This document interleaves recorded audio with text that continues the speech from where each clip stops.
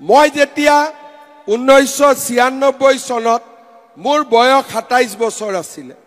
তেতিয়া ঘটনাক্ৰমত পৰি মই পুৰণা জালুকবাৰী সমষ্টিত ইলেকশন উঠিলো ইলেকশন মানে 27 বছৰীয়া লৰাই কি জানে ইলেকশন উঠিলো 12000 ভোটত মই হাৰিলো হাৰাৰ পিছত জেদ হল তে একবাৰ জিকিব লাগে মানুহৰ মাজত সোমালো কাম কৰিলো তাৰ পিছত 2001 চনত মই 12000 ভোটত জিকিলো গৈ থাকিলে কাম কৰিলো 2021 চনত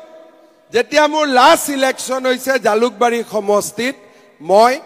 1,04,000 ভোটত জিকিছো কেনেকে জিকিছো যে কোনো সেন্টাৰ নাই হিন্দু হক মুছলমান হক যত 1000ৰ ভিতৰত মই 900 ভোট পোৱা নাই যদি কৰবাত এনেকুৱাও সেন্টাৰ আছে 1000 ভোট পৰিছে যদি তাৰ 1000ে মই পাইছো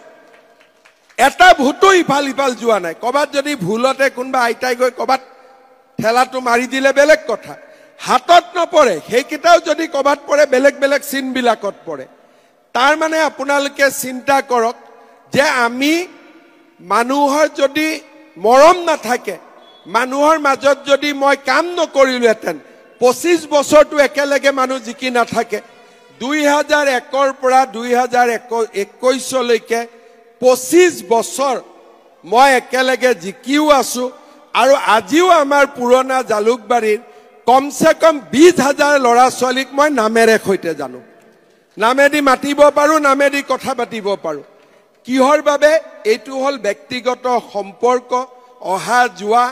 আপোনালোকে নিজে দেখিছে যেতিয়াৰ পৰা নতুন জালুকবাৰী হল এই আজাৰাৰ এই মঞ্চতে মই কিমানবাৰ উঠিলো 12-13 বাৰটো আহিলো নে নাই তাৰ মানে অহা যোৱা কাম কৰা এইখিনিৰ মাজেৰে আমাৰ ব্যক্তিগত সম্পৰ্কও হয় সমাজৰো লাভ হয় আৰু লাহে লাহে আমি সমাজখনকো আগুৱাই লৈ গৈ থাকিব পাৰিম আৰু অসমৰ উন্নতিৰ কাৰণেও আমি কাম কৰি গৈ থাকিব পাৰিম সেই কাৰণে মই আপোনালোকক অনুৰোধ কৰিম যে এই পঞ্চায়ত ইলেকশনত আগতে কাক ভোট দিছিলো এজিপিক দিছিলো বিজেপিক দিছিলো কংগ্ৰেছক দিছিলো ইমান চিন্তা কৰাৰ দৰকাৰ নাই এইবাৰ আমি সকলোৱে লগ লাগি আজাৰাত আমি বা ধাৰাপুৰত আমি যত বিজেপি ক্যান্ডিডেট আছে বিজেপি যত এজিপি ক্যান্ডিডেট আছে এজিপি আমি ভোট দি জয়যুক্ত কৰাব লাগিব